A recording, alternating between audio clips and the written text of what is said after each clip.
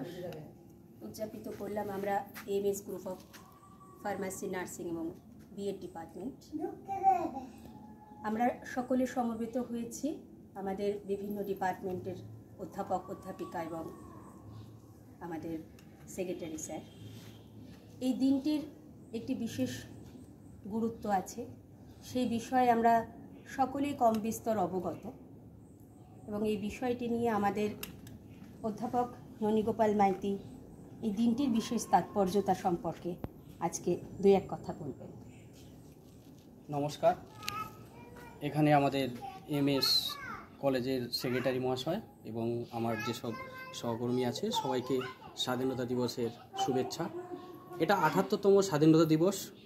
আজকের দিনেই 15ই আগস্ট 1947 সালে আমরা স্বাধীন হয়েছিলাম। এই স্বাধীনতা আনতে গিয়ে ভারতবর্ষের যেসব মানুষের অবদান, আত্মবলিদান আমাদের স্বাধীনতা এনে দিয়েছে, তাদের প্রত্যেককে আমাদের কলেজ তরফ থেকে সশ্রদ্ধ প্রণাম। এবং এই স্বাধীনতা দিবসে আমরা অঙ্গীকারবদ্ধ হই যে আত্মবলিদানের মাধ্যমে তারা আমাদের দেশপ্রেমীরা স্বাধীনতা এনে দিয়েছে, যেন তাদের আমরা মর্যাদা দিতে পারি।